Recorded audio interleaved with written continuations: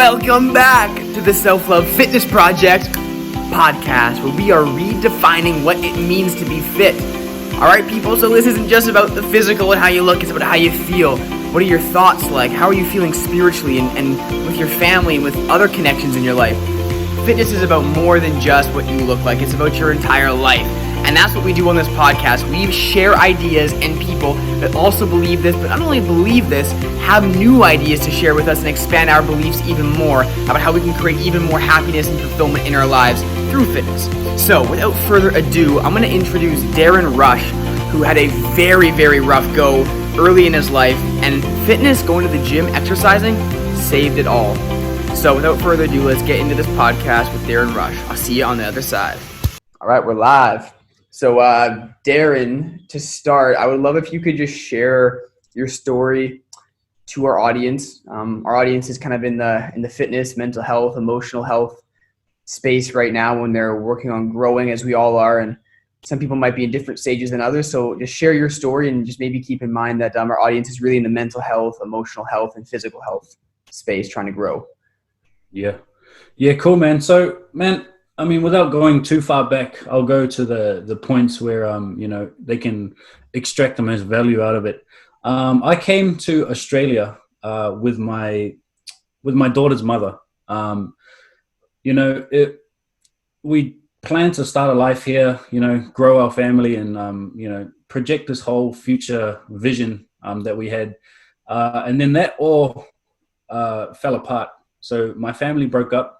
I parted with my ex-partner, and I fell into this space where everything was dark, man. Everything felt hopeless. Every time I would wake up, like my heart would be heavy because every single thing that I had projected into the future that I thought was going to happen and that I wanted to happen was gone. And every single day was a struggle to the point where I wanted to kind of just up and leave everything and go back to my home country of New Zealand. And then as I was in this kind of dark place, the only time I realized that I wasn't feeling this pain was when I was in the gym. So at work, every other part of my day was kind of painted with this darkness, with this shade of negativity that I just didn't want to experience anymore. Like I just wanted to sleep so I didn't have to experience that feeling. But I realized one time I was in the gym, I had finished an exercise and I was like, it's been about 30 minutes without thinking of the pain. And I was like, holy shit, what is this? I felt good for 30 minutes, but I didn't realize that. And then I caught that thought and I latched onto it. And every single day after that, I just couldn't wait to get to the gym.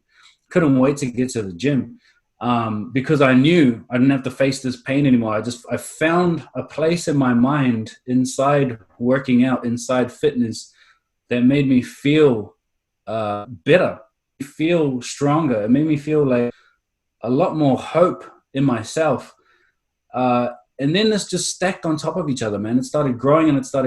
And then as I grew more in the gym, the feeling of being in the gym started painting other aspects of my life. So I would get up and I'd feel a bit more grateful. I'd feel a bit more excited for the day instead of dreading the day.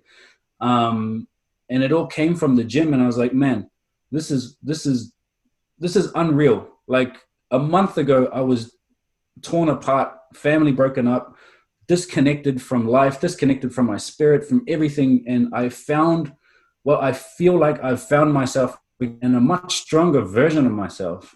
I got rid of the old character that just was really, not serving me. And I found him in the gym. And then after I learned what that did for me, after I learned the power of that, I wanted to make everybody else feel like this. Because I was like, I mean, as you go through this kind of growth, self-development lifestyle, it's kind of like a human trait that we want to give it back, We start to feel connected and we start to feel connected to everybody else. And we're like, if I know anybody that goes through this, I want to help them out of it because I know that. I resonate with that and I want to pull them out of it because I found my way out of that. So I became a personal trainer because I wanted to make everybody the way I felt. So I did that for about 4 years. I really enjoyed it, but I realized there was a deeper meaning to what I was doing. What I found in the gym was consciousness. It was mindset. It was perspectives. It was places of awareness I was finding in my mind that created the new character, that created the new being that was walking the earth. And I found in personal training, I could only do so much. People would want to talk more about their diet. People would want to talk more about the exercises, which is good, but it wasn't as powerful as I intended it to be. I wanted the total transformation. Um, so I looked into coaching. I found myself a coach. I found myself a mentor, invested in my mentor. And he taught me all about the coaching game. He created this 8-week program that changed my life again, that went from kind of a physical transformation to a more spiritual transformation. And then I felt like I had kind of stumbled across the Holy Trinity, where it was like mind, body, soul, all transformed, all aligned to this experience I'm feeling now, where, I mean, every day I feel grateful. I feel at peace. Obviously, there's days where you have on and off days, but majority of the time, I'm enjoying my life. I'm enjoying my life majority of the time, and I'm like, that is the transformation I want to give to people. That's what I want you to feel, that, because that's what I felt through the gym, and unbeknown to me, it was a consciousness shift. It was a mindset shift, which created all of this. So I went through that whole entire journey, and I came out, a coach, created my own company, and I'm coaching others through the process of aligning their consciousness, their mindset, and their fitness, so they can have a better overall human experience, man. So yeah. Dude, thank you for sharing that. What a fantastic and beautiful story. Finding that love and fitness just to feel better. And you just broke beliefs of some people listening to this, where you felt like shit, and you go to the gym and you actually can start to enjoy your life through this personal growth process. So you just help people believe that, oh shit, it actually is possible. If I'm feeling like garbage right now and I don't like getting out of bed, that was like, you didn't like you wanted to sleep all day because you didn't want to feel the feelings. People are experiencing that right now, but you got out of that and you were able to change that through fitness. So you just broke some beliefs. So thank you. I'd like to talk about that process when you're like kind of like in the shitter, when you're like in that darker space, if you don't mind going there for a moment, Yeah. and talking about what that looked like. Like, what did you do? What were like the high leverage points that like were just non-negotiable on a consistent basis that you did to get yourself from that dark place to a lighter place where you can enjoy it?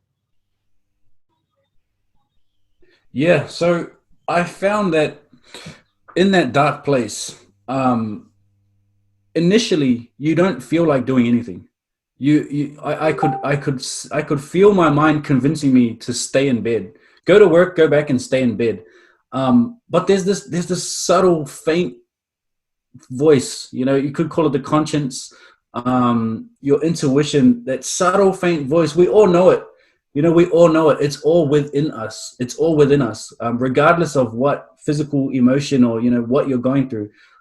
It's the part that's keeping us alive, that's keeping our heart beating. That is all within us. And I said, like, what? Like, I know I shouldn't be going to bed. Everything else is telling me to go to bed, but there's this subtle thing that knows it's not fixing anything. And instead of choosing to listen to what my mind was telling me, I was listening to that kind of that subtle voice, that subtle faint feeling that I knew I couldn't do that because it wasn't helping me. It wasn't serving me. So I almost had to go against everything that I was feeling at that moment, because I had to trust in my intuition. I had to trust that voice, because it was almost guiding me. And that was the point where it's like, we all know what we should be doing.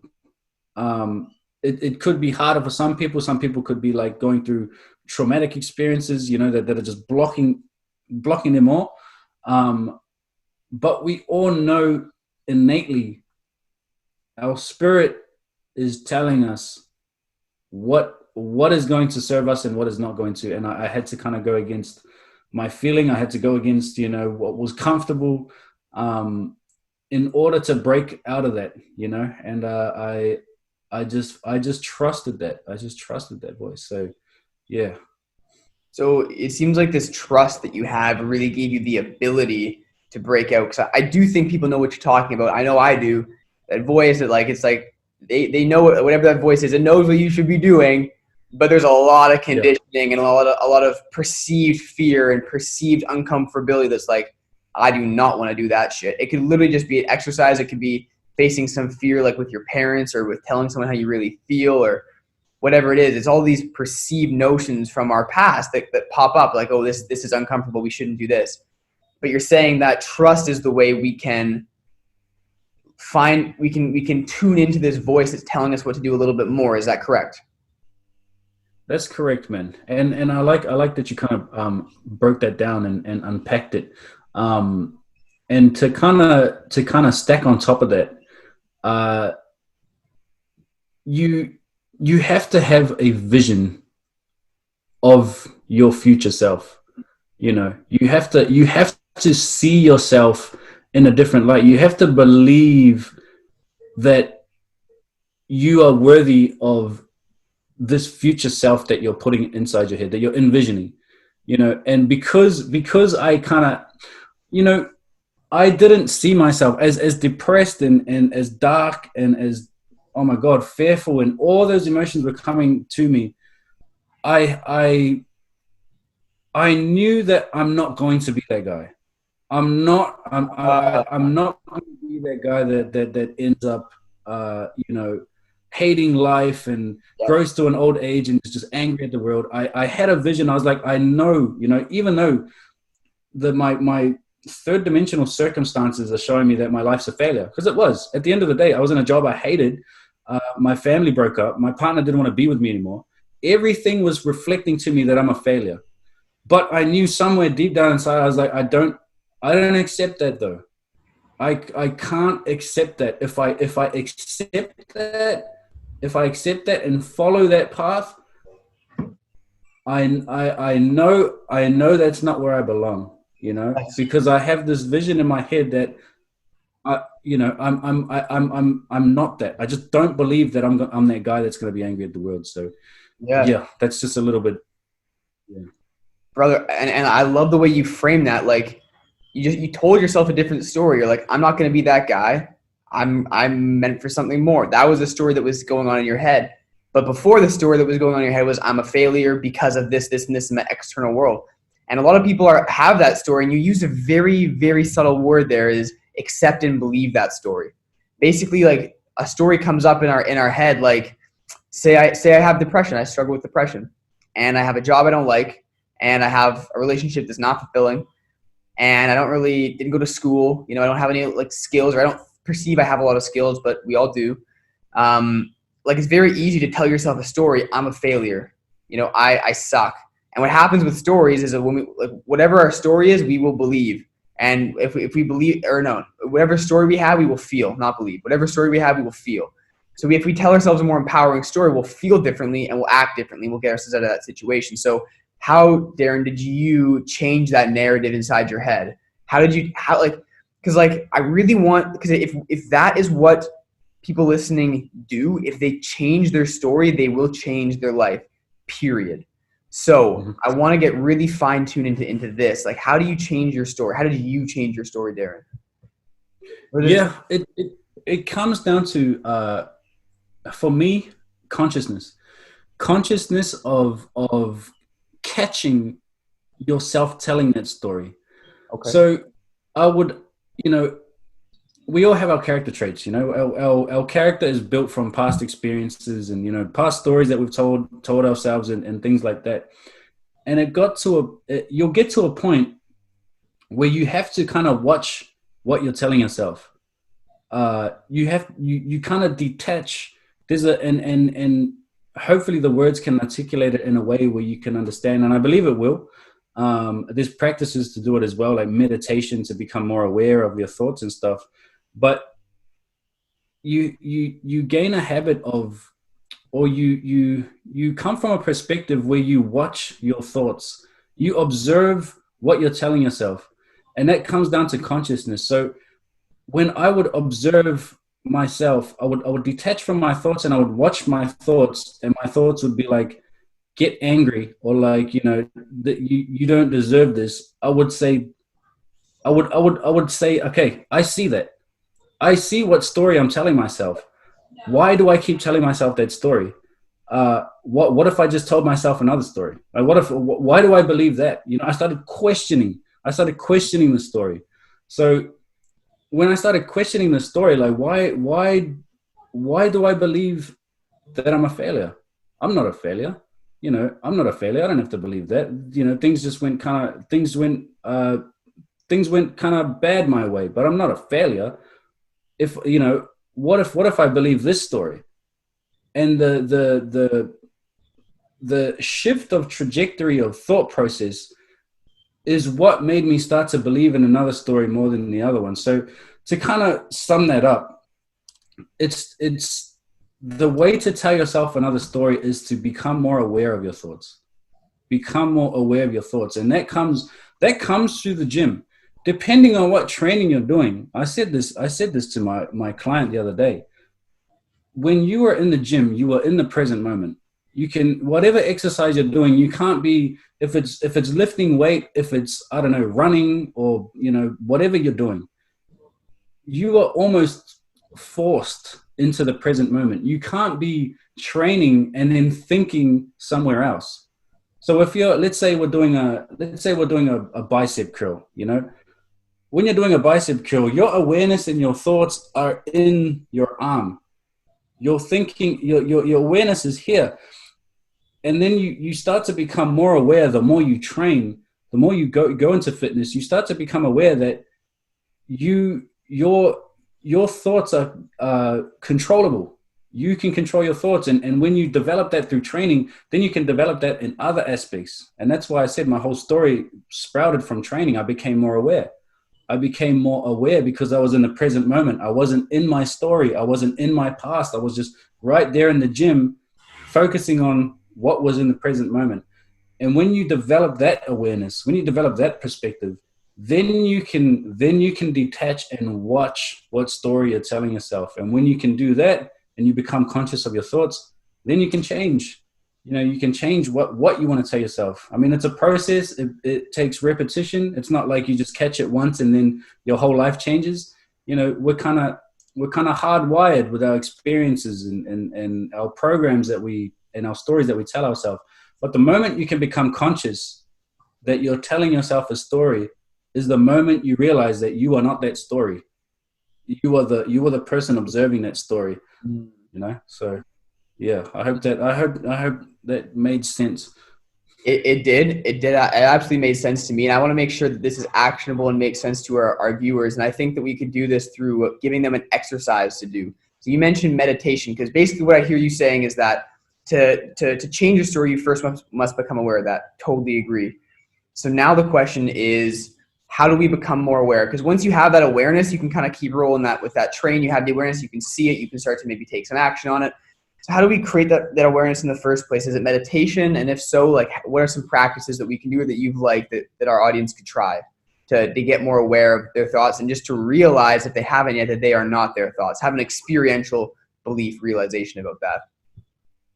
Yeah, easy, man. So I'll give you my my non-negotiable morning routine. I do this every single morning without doubt, regardless of where I am. If I'm on holiday, anywhere, I have to get this in to ensure that my day is at its highest kind of energy. So yes. As soon as I wake up, I'll meditate. Now, if you're new to meditation, there's so many apps you can get on. Insight Timer is a free app that I use, and I'll go to a guided meditation. And the moment I sit down to a guided meditation, could be anything, whatever kind of calls you. I journal straight after that. I journal what I'm thinking, because the moment you put that down, and that's an actionable step to become aware of your thoughts, is to write your thoughts. Write what's going on inside your head. So it's no longer circulating inside your head. It's out on a piece of paper. and it's being observed from a different perspective. Mm. So after I meditate, I'll journal what thoughts I'm having, because sometimes it's very, I mean, we have like, I think the number is like 80,000 thoughts a day. So it's very hard to just kind of try to pinpoint it, inside our mind. The moment you write it down, you can see what's actually happening. So after I journal, I observe it, and I can see, okay, these are the thoughts I'm having. Are they serving me? Are they not? If they are, carry on. If they're not, I'm more aware of them now. I'm more aware of the fear that's been, unconsciously beneath my consciousness. I'm more aware because it's written down, and when I see it written down, it can't really leave my mind. Yes, I love that. Thank you for sharing that practice. It's funny that you mentioned journaling in general, but journaling right after meditation when you just have a bit of a more clear idea of what your thoughts are, what's going on. I also journal after meditation. I never did it intentionally, though. It's just kind of the way it worked for me, but now I kind of have more reason behind it. So thank you for that. And I want to add in the power of journaling. Tim Ferriss got this from someone else. I can't remember what it was, but morning pages. It's basically this act where every morning you just write 3 pages, no matter what, non-negotiable. It doesn't matter what it is. It could be, word vomit for 3 pages, but just write, because writing is thinking. And what I also like about what you're saying here is that when you write down a thought, it's not just an observation, because this is maybe you like make a picture in your mind. So now this is like using your visual sense. But when you write it and maybe you like run your finger across it or you look at it, now it's like a kinesthetic sense. So you're just like, you're giving your brain more ways and different ways to retain this new information. And that's why I like the act of journaling, because you're out of your mind now, you're into a different medium of thought, which is on like a paper with your eyes, and like you might also touch it. So you're just offering more ways for yourself to get aware of these thoughts. So I really, really love that. So thank you. Now, as far as becoming more aware, like this is something that we are noticing is so important in our own lives. So I'm becoming more aware. I'm noticing a few thoughts, okay, that's not the best thought. Now, what do we do with this? Like, do we just like sit in this negative thought, or do we, put like 3 positive thoughts in front of that? What do we do now that I have the awareness of the thoughts? Now, what do I do? Yeah. So what I would say, man, when I saw my negative thoughts, when I see my negative thoughts on the piece of paper, I then teach my identification truth from it. So when the negative thoughts do pop up, when the doubts do pop up, so if I could kind of articulate a thought process into something you could you could envision. Let's say I'm going to, I don't know, I'm going to go work out. All right, we'll just put working out. And one of my negative thoughts is like, I'm scared of the gym, right? I've written down, I'm scared of the gym in the morning. When I have a thought, okay, cool, it's time to go to the gym, and then that doubt arises, I remember that I wrote that doubt down in the morning, and I saw it with my own eyes. And when I saw it with my own eyes, I didn't believe that. I detached. My doubts aren't my beliefs, and that if I could put it in an actionable step is the way to get away from the negative thought, is the way to not allow that negative thought to consume your action, is to see it, observe it, and then doubt the doubt. It's down on paper. It's not the truth. Detach from the truth that you hold to that thought, so that when it does arise, when you're about to take some action, it's like, I remember that. I wrote that down in my I wrote that down in my journal this morning.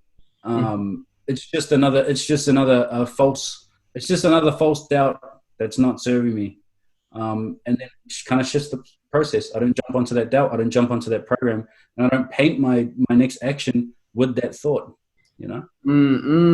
Oh, beautiful imagery there. Thank you. Like painting your next action with your thought. Like it's kind of like this energy is bleeding into your next action, but it has nothing to do with this moment. It's from the past. So I love that imagery there. Thank you. Something I would like to add, and I feel like I have a place to add some value right here, is There's this spiritual coach. Not he's not even a coach, honestly. He's just a teacher. Like Michael Singer. You guys probably know his book, The Untethered Soul, The Surrender Experiment. And anyway, so he's basically learned that the highest spiritual path, he says, and when I say spiritual path, it means personal growth as well, if that terminology works better for you, just growing as a being, human being. He says when these emotions come up or when the negative thought or the self-doubt comes up, to relax and release, what he says. So what you've just shared with us is getting aware, and then you hinted at this with saying like, and then just kind of focus on another direction. Michael Singer talks about leaning towards something different. He uses the word lean specifically. You're not like, I'm going another direction. Like, it's not like a force. It's like you're so relaxed that you just kind of lean another direction. Because I've noticed this in my own life. Like if I have a self-doubt thought come up and I try to fight against like, oh, I shouldn't feel that. Or like, no, I'm like this entrepreneur. I can't feel self-doubt. Fighting against it never works. Or feeling like, or just non-acceptance of the emotion. Like just not accepting that this, okay, I'm feeling self-doubt right now. Okay, Brett, you fantastic entrepreneur. Like you feel self-doubt, suck it up. You know, like this is the situation. If I do that, I never deal with it. But if I like accept it and kind of relax into it, it takes the power away from it because it's full acceptance. Like when we can fully accept that an emotion is present, we now have that energy to drift away from it. But if we push it away, we're resisting and we're blocking that flow of energy for us to use. And so anyway, so Michael Singer talks about relaxing and releasing, which I want to share to the audience. So when we become aware and it's a negative thought, we can relax by relaxing our shoulders, our face, our mouth, our eyes, everything. Relax with the thought. And then kind of just lean away from it. We don't need to force it. So that's something that I've found super beneficial as well. Now I'd like to kind of switch our conversation, Darren, back to fitness specifically, because this is the Self-Love Fitness Project after all. And I want to provide some value in terms of fitness and how to make a habit sustainable, how to get our ass up to the gym. We have some people right now in our group who are just starting. A lot of our clients are people that are getting back on track. They've had fitness goals in the past and they haven't worked out, or they've been fit in the past. They want to get back to that weight or whatever it is. And they're kind of just rebuilding these habits and rebuilding this inspiration to go. So how does one, like, because you had a great experience, you realized, holy shit, like the gym completely gets me out of this like negative state. It might have been easier for you to make the habit because it took you away from so much pain. It was like, it's easy for your nervous system to get you up and go to the gym. So how does someone build a habit and find love in the gym when they're just starting out again? Yeah, awesome, man. Awesome. I like that. That unpacking of kind of leading towards the, the other way. That's kind of universal consciousness thing. You know, it's like whatever you're feeling is what the universe will reflect to you. And if you're feeling resistance, you get more resistance. So that was beautiful, man. Just had to touch on that. But yeah, so with building the habit of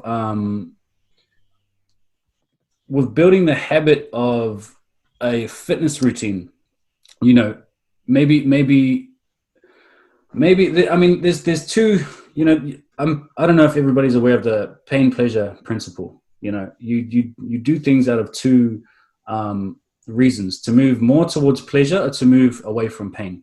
You know, my one was the latter. I wanted to move away from pain, so it was easier, but that was my direction at the time. Yeah. So if you're not in pain, you know, if you're not in pain, if that's not where the motivational drive is coming from, or even if it was the fundamental is still the same. You have to fall in love with the vision of your future self. You really do. You really have to envision this person, you know, and at the time it's going to be physical. It is going to be physical. You are going to look at yourself physically. And the magic happens throughout this process. Okay. I don't want to go too far off the track, but you have to look at yourself in the mirror and be like, okay, this is what I look like now, but I envision myself to be, I don't know, 100 pounds lighter, you know, or a bit more toned around the waist, and fall in love with the feeling of that vision. And when you're believing in that vision, your energy changes towards all good. Just got a message. Your energy changes towards what you associate with the gym. So at the start, people associate the gym with hard work. It's hard work. You know, this is how I perceive it. And it is at the time. But if you hold this vision in your head that you fall in love with, you begin to enjoy going to the gym because you're so in love with this vision. You're so in love with this future version of yourself. You know the steps you're taking is moving you towards that future version, that it does become easier. It becomes more enjoyable. It becomes you start to develop the growth mindset where the challenge of turning up to the gym becomes fun for you. And these characteristics start to build over time to the point where you enjoy the gym. So for me now, it's discipline to stay away from the gym. You know, it's just hardwired into me now. But I started off like everybody else. It was a chore. I didn't get it up. You know, I had to write on my whiteboard for like 4 days. Go to the gym 4 days. That was my motivation for the time. But the thing that got me over the line was just waking up and being like, man, I can really see myself as this person. And falling in love with the vision, and then knowing that every step I took was moving me closer towards what that feeling was and what that vision was. So yeah, that's how I built my habit. Yeah, dude. Oh, it's such good advice. I really hope everyone hears that. And really soaks that in. Like the importance of a future vision of yourself. Not just having that, like falling in love with it, associating all this positive emotion to it, aka pleasure, and your brain will direct you there. Your brain's indifferent. If you just visualize something over and over and you tell your brain this is important through your emotions, you attach these beautiful emotions to it, your brain will find a way to get you there. It'll start noticing the reasons why it's amazing to go to the gym as opposed to the fear or the uncomfortability. I also want to say that I've experienced, and I experience this regularly, where I'm envisioning my future self and my vision of myself gets bigger and grander and more intense. And I'm noticing a theme where when I first start visualizing a new vision and it's something I've never done before and kind of scares me, I'm finding it's more difficult for me to get a clear picture. But the more I practice getting a clear picture of this vision, the more I get comfortable with this new version of myself. And so if you're starting out and you have self-doubt and self-hatred and things like that, that's okay. But still work on getting this future vision in the front of your mind or in your mind regularly. And it may be difficult at first to visualize, but as you keep practicing, it'll get easier and easier to actually believe I can do this. And when that I can do this goes from a belief to a fucking conviction, like unwavering, I got this, it'll be game over. There's a great quote that says, show me your deepest convictions and I'll show you your life. Basically, like what we believe on such a deep core level, past a belief, but just a conviction, this is how life is. It's those that creates our life. It's not like a belief like, I love myself. It's no, like, I'm actually fucking awesome. And like really believing that. So this, for me, this little tidbit I'm adding in at the end here is a message of just fucking like, don't give up. Like one time does not dictate the future times that you practice visualizing. One crappy meditation doesn't dictate the meditation is bad. Keep practicing, keep going. Because as you practice, like anything, like tying your shoes when you were a kid, you couldn't do it at first, right? But you practice a couple of times and you're good at it. Keep practicing, you'll get that certainty and that conviction. So Darren, last question. I really want you to dig deep here and just feel into the memory of like you just getting going and find this love for the gym, and just share any emotion or any feeling that you want to give to our audience about just this love that you have for the gym. Please and thank you. Yeah, man. So, I mean, the gym changed my entire being. Like to the point it changed every single aspect of my life. And that's because when I'm in the gym, there's this overwhelming belief in myself again. I believe in me when I'm in there.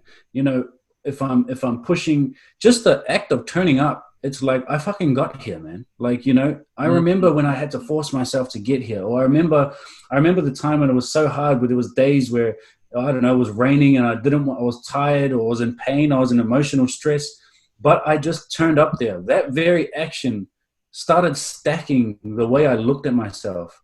And the more consistent I was, there was little flickers that when I would look in the mirror, I would stare beyond my eyes. I would stare into my soul. I would stare into my consciousness and be like, I would be communicating with my soul in these little moments. And it would reflect belief. That is the overall factor of turning up here is the concept you hold of yourself, the belief you have about yourself, which then changes your life, because you get that from turning up to things you don't want to, from developing this growth mindset, from being in the present moment. And all of these aspects come from your fitness routine, come from the gym. They all sprout from this particular physical experience. And every time I would turn up, I would feel a little bit better. And then every week I would see maybe a little bit of a change. If I didn't, it would be the next 2 weeks. And when I started to see my body change, I started really believing in myself. And I'm like, I can't believe I fucking did this. I can't believe all I started with was a vision. All I started with was like, I really fucking believe I can get there. And when it actually happened, the way I looked at myself, to be honest, at the end of it, and even now I'm in pretty good shape. I don't even train for my body anymore. I train for that belief. I train for that feeling I get inside the gym. It's beyond shredding. It's beyond, I want a fucking six pack now. It's like, I want to be the best version of me. I want to tap into that belief every time I fucking go in there. And every time I do turn up, I look at myself in the mirror and I feel that. I feel that energy, that belief, that gratefulness that starts to change every single thing in my life. And I mean, it's become a lifestyle now, and that's where you want to point it to. It might start off with a physical. It always starts off physical. It always starts off with, I want to lose a little bit of weight. I want to get more muscle. I want to look like this. I want to get abs. And go for that, because that's what will start to open up your awareness to the person you become to get to that point. And the person you become has so many facets of consciousness and belief and perspective that you create a whole different character through it. And it is just the core thing that helps me get through, life in general. Yeah. Amen to that, brother. Amen to that. That's beautiful. Thank you so much for sharing that. And I hope everyone listening got some inspiration from this, and just a reminder, maybe for the first time, that the gym is so much more than the physical. It's so much more than what you look like. And so when you first set that goal to lose that weight, that's so beautiful, because we know, me and Darren both know, that on that path, you're going to discover a new part of yourself. You're going to find out who you really are. And so please, if you're listening to this and you're like, I don't know if I'm going to go to the gym today, or you're going to commit, okay? Because I'm telling you, if you do, the rewards will be greater than you could have ever imagined. So you got this. You got this. Thank you, Darren, so much for your time, brother. I appreciate you so much for sharing from the heart, and for serving with us today. Thank you. No worries, brother. Thank you for having me, man. And everybody that watches this, yeah, you got this, man. Hey, listen, thank you so much for watching our podcast today. We hope it was valuable to you. We're not making this to not bring you value. We're bringing this to over-deliver the value. We really want to share this message to redefine what it means to be fit. And I hope today you were inspired. I hope today that you learned something new, maybe gave you a new distinction, to try something new, to read a new book, to say something to someone that you know, that you love. I'm not sure, but I hope this was inspiring and educational. Please leave us a review. Please subscribe to our channel, depending on which platform you're watching us on. And as always, I will see you on the next episode. Thank you again. Thank you, and we will see you soon. Peace.